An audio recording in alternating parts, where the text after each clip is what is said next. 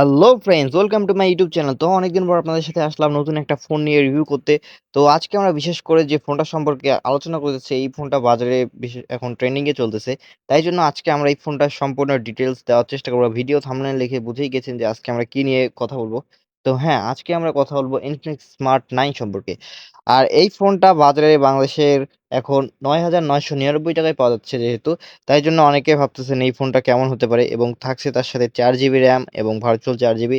আপনি 8 জিবি র্যামের ফিলটা নিতে পারবেন মাত্র ৳১০,০০০ য়। তো কথা না বাড়িয়ে ভিডিওটা শুরু করা যাক। আর ভিডিওটা শুরু করার আগে বলে রাখি, আপনি যদি আমাদের চ্যানেলে নতুন হয়ে থাকেন, ভিডিওতে লাইক দিয়ে চ্যানেলটিকে সাবস্ক্রাইব করে আমাদের সাথেই থাকবেন। ফার্স্ট অফ অল এই ফোনটার ডিজাইন এবং বিল্ড কোয়ালিটি নিয়ে কথা বলা যাক।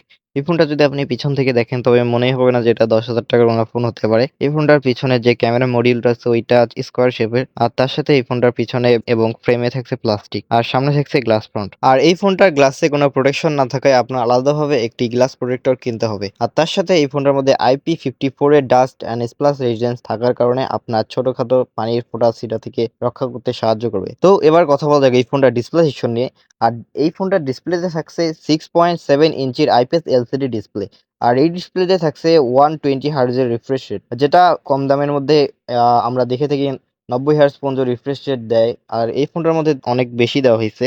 তার সাথে এই ফোনটার ডিসপ্লেতে আরো থাকছে 500 নিটসের ব্রাইটনেস, যেটা এই বাজেট অনুযায়ী ঠিকই আছে। কিন্তু আপনার বাইরে যদি ইউজ করেন এই ফোনটা বা সানলাইট ইউজ করেন তবে একটু প্যারা দিতে পারে। তাই জন্য ইনডোরে ইউজ করাটাই বেটার হবে এই ফোনটা। এর রেজোলিউশনে থাকছে 720x1600 পিক্সেল এবং 262 পিপিআই ডেনসিটি। আর এই ফোনটার মাধ্যমে আপনার অনেক বড় ডিসপ্লে হওয়ার কারণে এটার মাধ্যমে আপনি বিভিন্ন ধরনের মুভি আরামসে দেখতে পারবেন। তার সাথে এই ফোনটা দিয়ে আপনার ডে টু ডে ইউজিং এর জন্য অনেক সুবিধাই করবে এই ডিসপ্লেটা। তো এবার আসা যাক এই ফোনটার পারফরমেন্সের দিকে। পারফরমেন্সের কথা বলতে গেলে এই ফোনটার চিপসেটে পেয়ে যাচ্ছেন MediaTek Helio G81 এর লেটেস্ট চিপসেটটা। আর এই চিপসেটটার মাধ্যমে আপনি বিভিন্ন ধরনের গেম আরামসে খেলতে পারবেন। কিন্তু আপনার যেসব হেভি গেম আছে বা হাই গ্রাফিক্স এর গেম আছে যেমন PUBG, ফ্রি ফায়ার এর মতন, ওগুলো খেলতে একটু প্যারা দিতে পারে। কিন্তু আপনি যদি ফ্রি ফায়ার এর মতন গেমগুলো স্মুথে খেলেন তাহলে আরামসে খেলতে পারবেন। আর এই চিপসেটে একটি অক্টা-কোর প্রসেসর। আর এই ফোনটার জিপিইতে থাকছে Mali G52। তো এই ফোনটার মাধ্যমে আপনারা যেগুলো রেগুলার গেম আছে, টেম্পল রান বা কার গেম, আদার যে সকল গেম আপনারা খেলতে পারবেন। আর হেভি গেম না খেলাটাই বেটার হবে এই ফোনটা, কারণ এই ফোনটা গেমারদের জন্য না,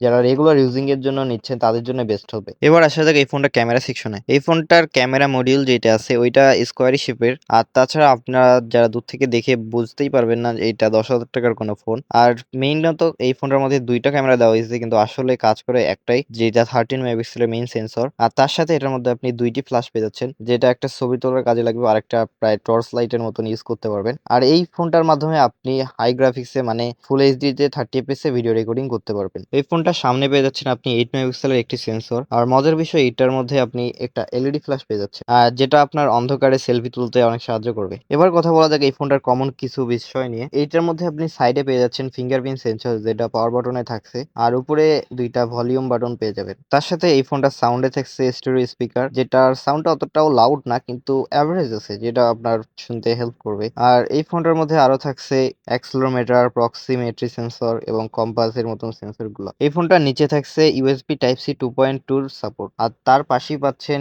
হেডফোন জ্যাক। আর এই ফোনটার মধ্যে আপনি 5000 এমএএইচ এর নো রিমুভাল লিথিয়াম পলিমার ব্যাটারিটা পেয়ে যাবেন। আর এটার মাধ্যমে আপনি প্রায় 1 দিনের মতন ফোনটা অনায়াসে ইউজ করতে পারবেন। কিন্তু আপনি যদি একটু হেভি ইউজ করেন তবে 6 থেকে 7 ঘন্টার মতন ব্যাকআপ পেয়ে যাবেন। আর এই ব্যাটারিটা চার্জ করার জন্য আপনি একটা 10 ওয়াটের চার্জার পেয়ে যাচ্ছেন। কিন্তু এই জিনিসটা আমার একদম ভাল লাগেনি, কারণ 10 ওয়াটের চার্জার দিয়ে অনেক সময় লাগবে এই ফোনটা চার্জ করতে। মিনিমাম এখনকার এই ফোনটা যেহেতু, তাই জন্য 18 ওয়াটের চার্জারটা দেওয়া উচিত ছিল, কিন্তু ওরা তা দেয়নি। আর কি করা আছে। এবার কথা বলা যাক এই ফোনটার স্টোরেজ নিয়ে। এর স্টোরেজে থাকছে 364, 464 এবং 4128। আপনি যদি কিনতে চান তবে এই 3টি ভেরিয়েন্টই পেয়ে যাবেন। তো এখন বলবো এই ফোনটা কাদের নেওয়া উচিত হবে, এবং এই ফোনটা যারা গেমার আছেন তাদের তো বললামই যে এই ফোনটা তাদের জন্য একদম রিকমেন্ডেড হবে না।